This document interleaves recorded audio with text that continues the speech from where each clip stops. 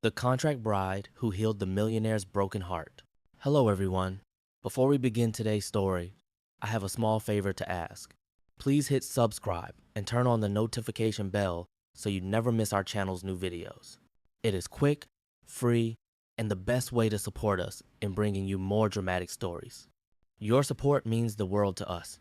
Where are you watching from? Drop your city or country in the comments below. Thank you very much. Now, let us return to our main characters. Ethan Cole was once the man every magazine loved to feature young, brilliant, and powerful. But behind the perfect image was a man hollowed by grief. 3 years earlier, the woman he was going to marry had died in a tragic accident on a rainy night. Since that day, he stopped believing in love, in fate, and in himself. He built walls around his heart and poured his life into work. His house by Lake Ashton became a mausoleum of silence. The servants whispered that their master was haunted, and perhaps he was. Every night he would sit in his study long after midnight, staring at a photo he could not throw away. But life has a way of pulling even the most broken souls back into motion. When a business scandal threatened his company's credibility, Ethan's board demanded stability. "Get married," one of them suggested coldly. "Show the world that you are settled, not spiraling." He almost laughed at the absurdity of it, a marriage to save a corporation. Yet that same night, he found himself opening a forgotten drawer in his office. Inside was an old resume, a woman's name printed neatly at the top, Clara Evans. Ethan remembered her. She had worked briefly as a temp in human resources. During one meeting, she had done the unthinkable. She had told him the truth. "You may be rich, Mr. Cole," she had said quietly, "but you look like someone who stopped living." Those words had burned in his chest for months. She was the only person who had looked past his title and seen the emptiness. Curious, he searched her records. He discovered that she had left the company after her younger brother's accident. Medical bills, loans, overdue rent, the system showed everything. Ethan hesitated, but something in him shifted. Maybe it was guilt. Maybe it was the need to save someone when he could not save the woman he once loved. The next morning, his lawyer delivered an envelope to Clara's small apartment on the east side of the city. Inside was a letter written in Ethan's clean, formal handwriting. "Miss Evans, I am offering you a 6-month contract of marriage. This arrangement will remain private and professional. In return, I will settle your brother's hospital debts and provide financial security for the duration of the term. There are no personal expectations beyond public appearances. Should you agree, contact my office by Friday. Ethan Cole." Clara froze as she read those lines. A marriage contract with her former boss?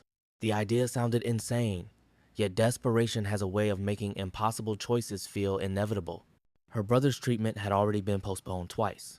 The landlord had given her a final warning, and every day she felt the weight of time pressing harder against her chest.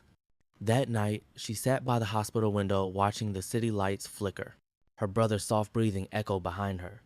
She whispered to herself, "If this is the only way to save him, I will do it, no matter what it costs me." The next morning, she stood outside the grand gates of Cole Manor. A cold wind swept through the marble courtyard. The butler greeted her with a kind of politeness that felt like distance. Inside, the house was breathtaking and lifeless. Ethan waited in the main hall, tall and composed in a gray suit, his eyes unreadable. "Miss Evans," he said, his tone polite but detached. "Thank you for coming." Clara straightened her shoulders. "You wanted an agreement, Mr. Cole. I am here to sign it." He studied her face for a moment, the same calm defiance he remembered. Without another word, he gestured toward the mahogany table where 2 copies of the contract lay. She picked up the pen, her hands trembling slightly. As the ink touched paper, something unexplainable passed between them, not affection, not trust, but a faint, fragile connection born out of shared emptiness. When the last signature was done, Ethan closed the file and said quietly, "Welcome to Cole Manor, Mrs. Cole. The car will take you to your new room." Clara nodded, her voice barely a whisper. "Thank you, Mr. Cole." Neither of them noticed how their eyes lingered a second too long before turning away. Outside, snow began to fall over the frozen lake.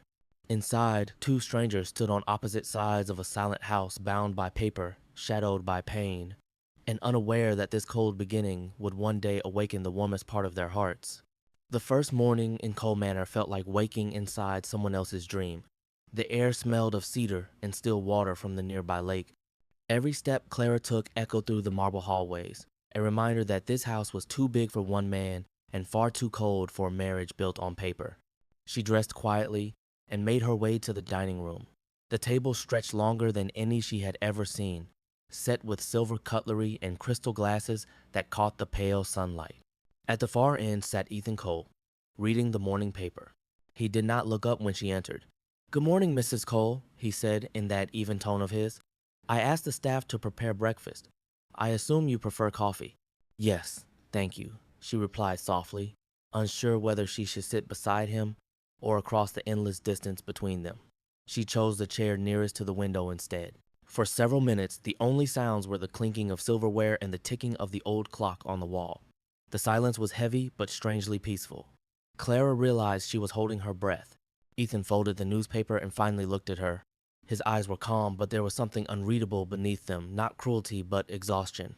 "You do not need to act," he said. "There are no expectations outside of public events. You are free to live as you wish." She met his gaze. "I understand the terms, Mr. Cole, but I would rather not live as a ghost in your house." Something flickered in his expression, almost surprise. He nodded once and returned to his coffee. Over the next few days, they settled into an unspoken rhythm. They crossed paths at breakfast, exchanged polite greetings, and spent the rest of the day in separate worlds. Ethan worked from his home office, surrounded by documents and phone calls. Clara explored the quiet corners of the manor, the library with its tall windows, the garden that overlooked the lake, and the art room that seemed untouched for years. One evening, she found the door to the art room half open. Dust floated in the fading light, and on an old easel stood a half-finished painting, a woman standing by the shore, her face blurred as if time had erased her. Clara's fingers brushed the edge of the canvas. Ethan's voice startled her. "She was someone I once knew." She turned quickly. He stood at the doorway, hands in his pockets, his expression unreadable. "I am sorry," Clara murmured. "I should not have entered without permission." "It is all right," he said quietly. "Most of this house has been closed off for too long." For a moment, silence hung between them again, not awkward, but full of things neither dared to say. That night, Clara could not sleep. She sat by the window of her room, looking out at the moonlit lake. She thought about Ethan, about the loneliness behind his composure, the quiet ache in his eyes. Somewhere deep inside, she felt a small spark of empathy, maybe even connection. The next morning, when she noticed he had skipped breakfast, she left a cup of coffee outside his study with a note, "You forgot your morning routine." It was a small gesture, but one that made Ethan pause. He stared at the note longer than he meant to, and, for the first time in years, he smiled faintly. As days turned into weeks, little traces of warmth began to appear. She replaced the dead flowers in the living room with fresh ones, the kitchen filled with the smell of baked bread instead of cold air. The maids whispered that Mrs. Cole had brought light back into the manor, but Ethan did not say anything. He watched quietly from a distance, pretending not to notice how her laughter softened the edges of the house, or how her footsteps made the place feel alive again. One rainy afternoon, Clara found him standing at the balcony, staring into the mist. "You should not be out here," she said, holding out an umbrella. He looked at her, rain dripping from his hair. "Old habits," he murmured. "Sometimes the rain helps me remember. Or maybe it is trying to help you forget," she replied gently. For a long time he said nothing. Then, with a quiet breath, he asked, "Do you believe people can heal?" Clara hesitated. "Yes," she said finally, "but not by running from their pain, only by facing it." He studied her for a moment, as if her words had unsettled something buried deep inside him. Then he turned and walked back into the house, his voice barely above a whisper. "Perhaps one day I will learn how." As the rain continued to fall, Clara stood alone on the balcony, feeling the chill of the wind and the strange, fragile hope beginning to take root inside her. Somewhere within those gray clouds and quiet rooms, the impossible had already begun. Two broken souls, starting to remember what it felt like to be alive. Autumn came early that year, painting the trees around Lake Ashton with shades of gold and amber. The days inside Cole Manor grew quieter, but something unspoken had begun to change. The silence was no longer sharp. It had softened into something almost peaceful. Clara had stopped counting the weeks of their agreement. She no longer thought of herself as a woman bound by a contract. She had begun to think of the house as a place she wanted to understand. Ethan noticed the difference. Her presence no longer felt like an intrusion. When she passed by his office, the faint scent of her tea or the rustle of her skirt felt oddly grounding, like a rhythm he had forgotten existed. He told himself that it was temporary, that this calm would end when the contract did, but even he could not deny that her laughter had become part of his days. One cold afternoon, Clara decided to clean the old storage room at the back of the manor. The space had been locked for years, filled with boxes of old business files and dusty furniture. She rolled up her sleeves, opened the tall windows, and began sorting through the piles. In the corner of an old cabinet, she found a metal box covered in dust. Inside were documents labeled with the company name and the date of a tragic construction accident that had taken place 8 years earlier. Her heart skipped a beat when she saw the familiar name printed on the top page, Edward Evans, her father. Her fingers trembled as she flipped through the papers. There were damage reports, compensation claims, and letters written by a younger Ethan Cole. He had signed them all. There was even a photo clipped to the report, the wreckage of the bridge that had collapsed during a storm. She remembered that storm. It was the night her father never came home. For a long moment, she could not breathe. The air around her seemed to close in, heavy with disbelief. Her father had been one of the victims of Ethan's company, the company that had shaped Ethan's entire fortune. And now, she was his wife by contract, living under his roof, eating at his table, unknowingly tied to the man whose past had destroyed her family.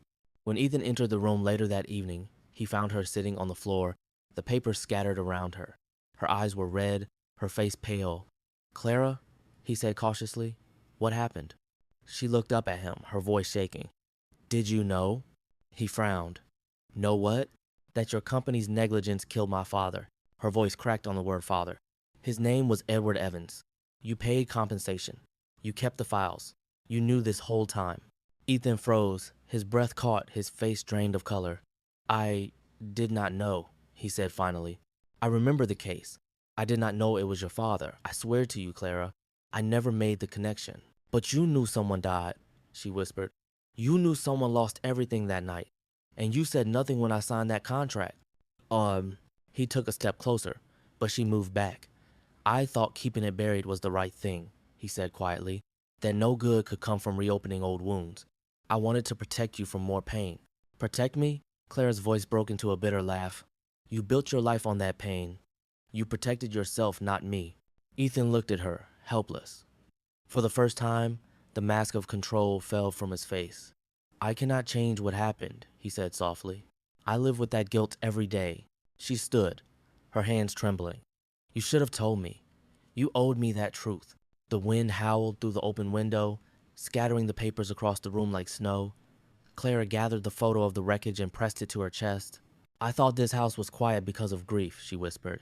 "Now I see it was quiet because of secrets." She walked past him, her footsteps echoing down the hall. Ethan called her name once, but she did not turn back. When the door closed behind her, the silence that followed was different, not soft, not peaceful. It was the silence of something breaking. Ethan stood alone in the dim light, staring at the floor where the papers lay. On one of them was his own signature, the mark of a man who had once destroyed without meaning to, and was now paying for it in the cruelest way possible. Outside, the golden leaves fell into the lake, carried away by the wind as if even nature could not bear to witness the weight of that truth. The night air around Lake Ashton carried the kind of cold that bit through silence. Inside Cole Manor, every light had been turned off except one, the lamp in Ethan's study. He sat there for hours after Clara left the storage room, staring at the open door she had disappeared through. Her words echoed over and over in his head. "You built your life on that pain." He wanted to chase after her, to explain, to beg her to believe that he had not known. But how could he?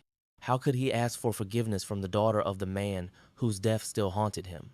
Every defense he had built for years, discipline, logic, pride, collapsed under the weight of that truth. Down the hallway, Clara packed her small suitcase. Her hands were shaking, but her mind was clear. She folded the few clothes she had brought, the simple dresses that now felt like part of another life. Every memory of her time in this house flashed before her eyes, the quiet breakfast, the faint smile he gave her that morning. She brought him coffee, the unspoken warmth that had begun to grow between them. It all felt tainted now, fragile and false. When she finished packing, she paused by the window. Outside, the rain had begun again, steady and unrelenting. The sound felt like the heartbeat of the house itself, slow, broken, and grieving.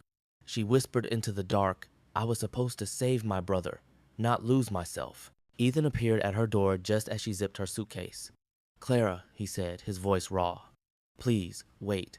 She turned, her face pale but steady. "There is nothing left to say." "There is everything to say," he insisted. "I did not know who your father was. When I found out about that accident years ago, I thought the settlement could at least ease the family's suffering. I never imagined that it would be me," she interrupted quietly, "that the girl you paid off would someday become your wife." He flinched. "You were never a transaction to me. Then what was I?" Her voice rose, trembling with pain. "A symbol of redemption? A way for you to feel less guilty? Tell me, Ethan, did you marry me because you needed a wife or because you needed to forgive yourself?" He tried to speak, but no words came. The truth was there, somewhere between both answers. He had started with logic and ended with emotion, and now he did not know which one was real anymore. Clara shook her head. "You think silence protects people, but silence is what kills them. My father died because no one spoke up.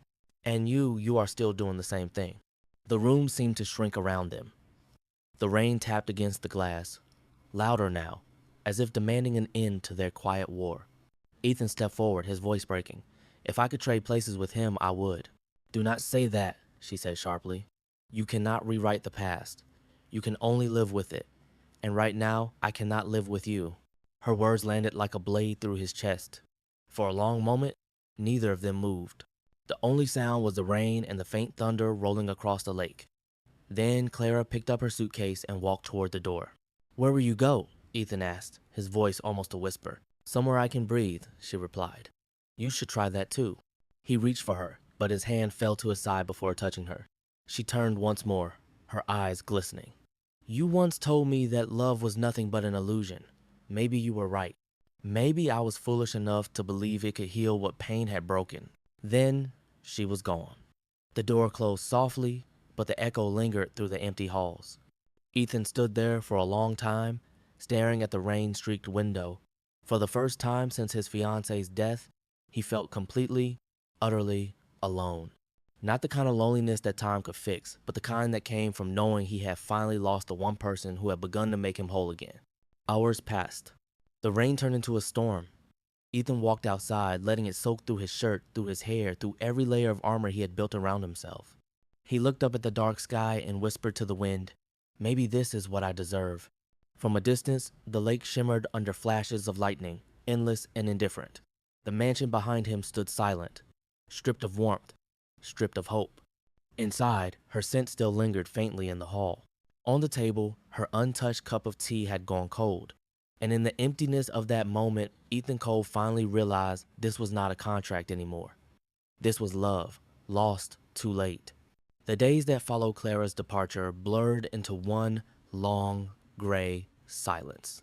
The manor, once filled with faint traces of her presence, the soft scent of tea, the warmth of her footsteps, had returned to its original state, cold, immaculate, and lifeless. Ethan Cole sat in his study from dawn until nightfall, surrounded by files he never opened.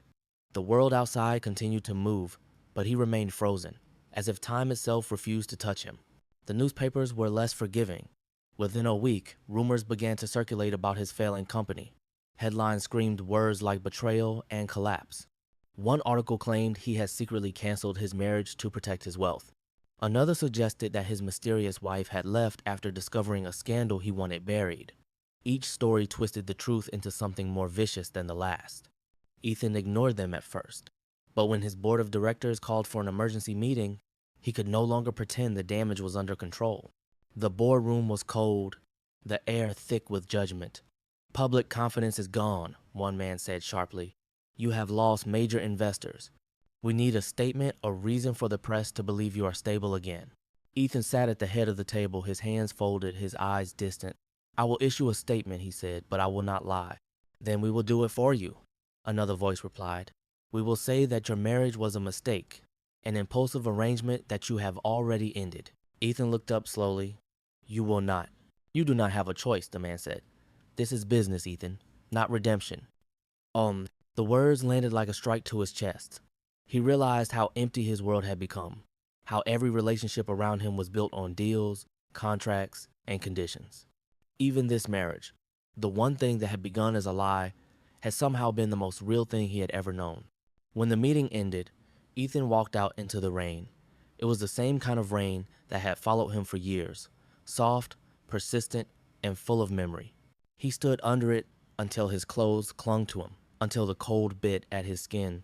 Somewhere deep inside, he wondered if Clara was looking at the same sky, feeling the same emptiness.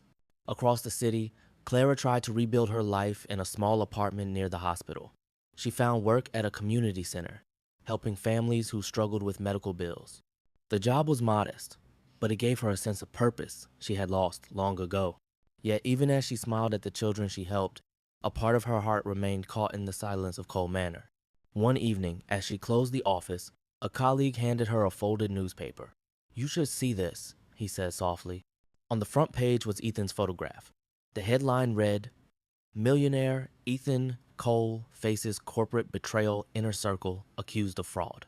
The article detailed how one of his closest partners had embezzled millions, leaving Ethan to take the blame. His reputation was unraveling in real time. Clara's eyes blurred as she read. Despite everything, she felt a sharp pain deep in her chest. She remembered the man who stood in the rain the night she left, broken but still proud. "He will destroy himself," she whispered. Her colleague looked at her curiously. "You know him, do you not?" She forced a faint smile. "I thought I did." That night, sleep refused to come. She sat by the window, watching the lights of the city flicker like dying stars. Every thought pulled her back to the manor, the smell of rain on the balcony, the quiet tone of his voice when he asked if people could heal. She had left to protect herself, but the truth was simple and cruel. Part of her heart had stayed behind. The next morning, Ethan's assistant called her. The voice on the phone was urgent. "Mrs. Cole, please forgive the intrusion. Mr. Cole's company is collapsing. He refuses to issue a public statement or defend himself. He has not left the manor in days. I thought you might want to know." Clara hung up without replying. Her pulse raced, her mind torn between anger and something softer, something that still cared. Later that afternoon, she opened her drawer and found the wedding ring she had hidden since the day she left. She turned it between her fingers, the metal cold against her skin. For the first time, she admitted to herself what she had been denying since that night. She did not hate him. She pitied him. She feared him. She resented him, but she had never stopped loving him. Outside, thunder rolled across the sky. She closed her hand around the ring and whispered, "You said you wanted to protect me, but maybe this time I am the one who needs to protect you." As the storm raged beyond the window, Clara knew what she had to do. She did not know if forgiveness would be enough to fix what had been broken, but she could no longer pretend that walking away had brought her peace. Somewhere across the city, Ethan Cole stood alone in his silent house, unaware that the woman he thought he had lost forever was about to step back into his world and into the storm that neither of them could escape. The drive back to Cole Manor felt longer than Clara remembered. The rain had finally stopped, but the roads were slick with silver light from the street lamps. Her fingers tightened on the steering wheel as the mansion came into view, rising from the mist like something caught between memory and regret. She parked near the front steps. The heavy wooden door stood half open, swaying gently with the wind. Inside, the air smelled of dust and rain. The house that had once frightened her with its silence now felt almost human, wounded, waiting. "Mr. Cole?" she called softly. No answer. Her footsteps echoed down the long hallway until she reached the grand staircase. The light from the chandelier flickered, and for a moment she thought she saw movement near the library. When she entered, she found not Ethan, but Mr. Harris, the elderly caretaker who had served the Cole family for decades. He looked surprised to see her, though relief crossed his tired face. "Mrs. Cole," he said, his voice gentle. "I was hoping you would come back one day." Clara smiled faintly. "You still call me that?" "I call people by the names they have earned," he replied. Then his eyes softened. "The house has missed you." She glanced around the room. The shelves were coated in dust, the fireplace cold. "How is he?" she asked quietly. Mr. Harris hesitated. "He has not been himself. Since you left, he hardly sleeps. He does not eat. He just sits in his study, writing letters he never sends." "Letters?" The old man nodded, walking to the desk. He opened a drawer and carefully pulled out a small stack of envelopes, their edges worn from handling. I was not supposed to show these, he said, but I think you need to know the truth. He handed her one. On the front, in neat handwriting, was her name. Clara's breath caught. She opened the envelope slowly, unfolding the page inside. Clara, I have written this 100 times and torn it apart 100 more. I do not know how to ask for forgiveness when I do not deserve it. Every day since you left, this house has been silent again. I walk through the halls and see you everywhere, the tea you left on my desk, the sound of your laughter in the garden. You once told me that people can heal only by facing their pain. I am trying, but it is hard to face it when the pain is losing you. Ethan, oh. Clara's eyes filled with tears. She turned to Mr. Harris. He never sent them? The old man shook his head. He writes them whenever he misses you. Then he hides them away as if punishing himself for still caring. He paused, then added softly, I think you should see him, Mrs. Cole. He needs to hear what silence cannot say. Clara nodded, her heart pounding. She walked down the corridor toward Ethan's study. The door was half closed. Through the crack, she saw him sitting by the window, his head resting in his hands, surrounded by papers and empty coffee cups. The man who had once seemed untouchable now looked painfully human. She took a breath and stepped inside. Ethan. He turned sharply, disbelief in his eyes. For a moment, he said nothing, as if afraid that speaking might break the fragile illusion of her presence. Clara, he whispered. Why are you here? I came because I read your letter, she said softly, and because running away did not make the pain stop. He stood slowly, unsure of what to do.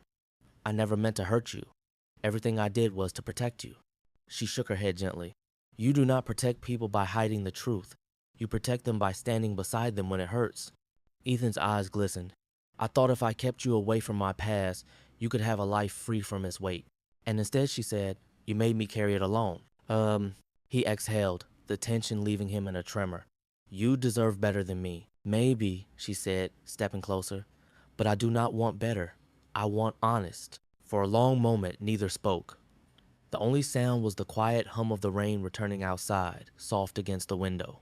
Then Clara reached into her coat and pulled out the ring she had taken off months ago. She placed it gently on his desk. This is not a promise, she said. Not yet. It is a reminder that we are both broken. But maybe that is how the light gets in. Ethan looked down at the ring, then back at her. Will you stay? He asked, his voice shaking. I cannot promise forever, she said, her eyes warm but firm. But I can stay tonight, maybe tomorrow. After that, we will see. Mr. Harris watched quietly from the hallway as the study door closed. For the first time in months, he heard laughter, soft, hesitant, but real. And as the rain fell gently over the manor, the ghosts of the past seemed to fade into the sound of two hearts beginning, once again, to beat in the same rhythm.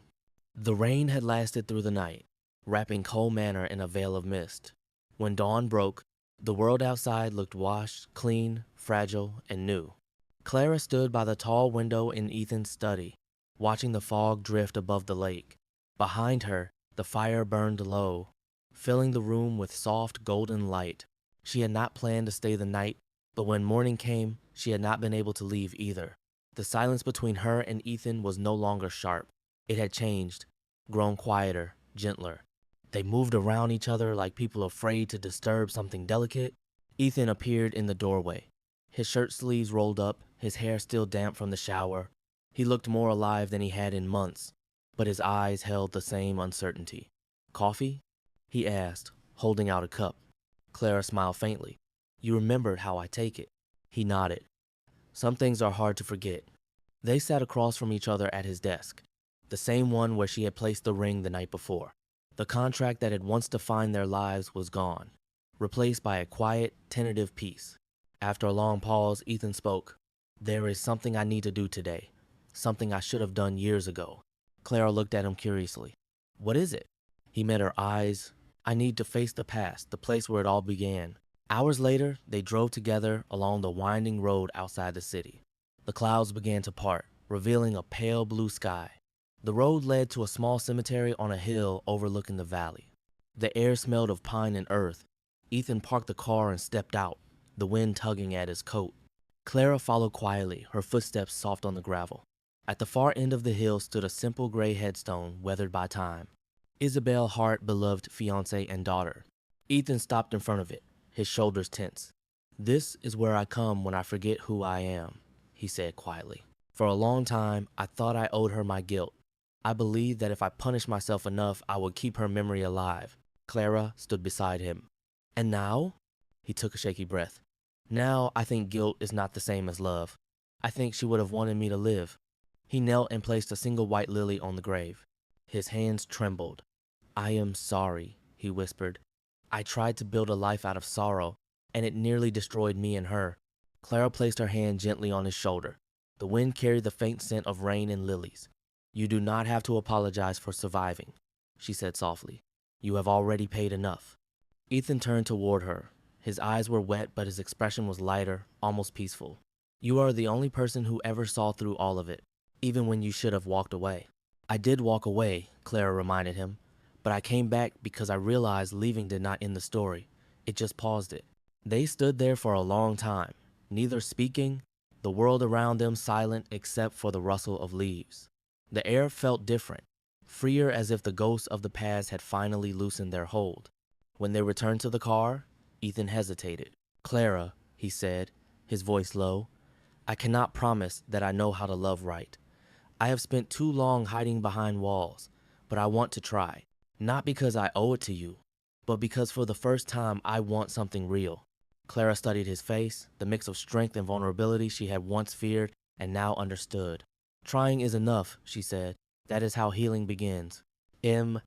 As they drove back toward the city, the late afternoon sun broke through the clouds, bathing the landscape in gold. Ethan reached over and gently took her hand. She did not pull away. By the time they reached the manor, evening had fallen. Mr. Harris met them at the door, his eyes widening when he saw Clara's hand resting in Ethan's. He smiled, the quiet kind of smile that came from relief. "Welcome home," he said simply. That night, Ethan stood by the window, watching the lake shimmer beneath the moonlight. Clara joined him, wrapping a shawl around her shoulders. He turned to her and said softly, "Thank you for coming back, for staying, for not giving up on me." Clara looked out at the water. "You once asked me if people can heal. The answer is yes, but not alone." Ethan nodded, his gaze steady. "Then let us heal together." Sybil.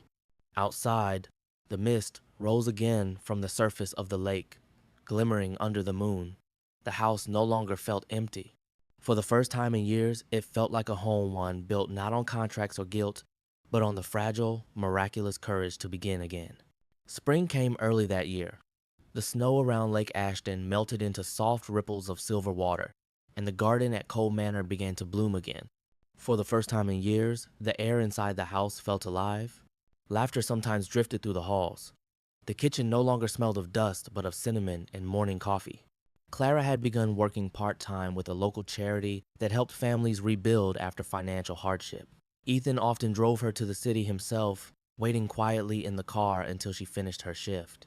They did not talk much on those drives, but the silence between them had changed. It felt like peace instead of distance. Yet, even as life began to mend itself, Clara sensed a truth she could not ignore. Their story was not meant to stay suspended in the safety of the manor. Healing, she had learned, was not the same as belonging.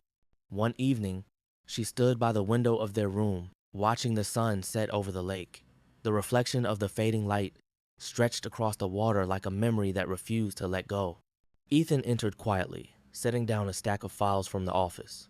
"Long day?" she asked softly. He smiled faintly. "Better than most. Investors are coming back.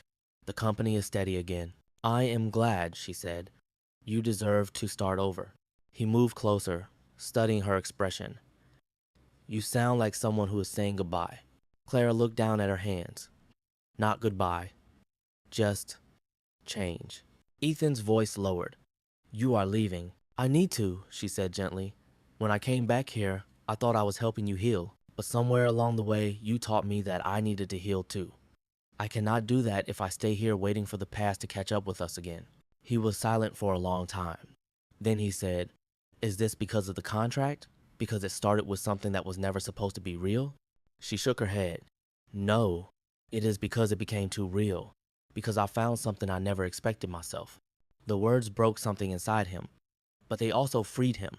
He nodded slowly, his eyes heavy with both pain and understanding. "Where will you go?" "Somewhere quiet, Maybe by the coast, she said with a small smile. A place where the sunrise feels new every morning. He stepped closer, his voice trembling. Will you come back? I do not know, she admitted.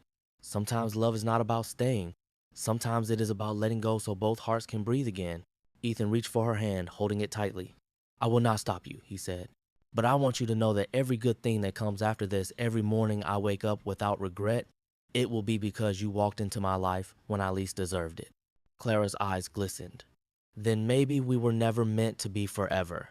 Maybe we were meant to be the reason each other healed. That night, while he slept, she sat at his desk, the same one where their contract had once been signed. She took out a sheet of paper and began to write. Ethan, do not look for me. You once asked if people can heal. Now you know the answer. I hope you keep facing life the way you faced your pain with courage. If one day you wake up and realize that love does not have to hurt, find me where the sun rises first. Clara. She folded the note carefully and left it in the top drawer beside the ring he had returned to her. Then she looked around the room one last time, the books, the faint smell of lilies, the echo of 1,000 unspoken words, and smiled. Before dawn, Clara quietly left the manor. The sky was still gray, and mist rolled over the lake like a soft blanket. She paused by the garden gate, touched the iron railing, and whispered, Thank you, Ethan, for teaching me how to stay, even when I had to leave. When Ethan woke later that morning, the sunlight was pouring through the curtains. For a moment, he thought she was still asleep beside him, but the bed was empty. The house was silent again.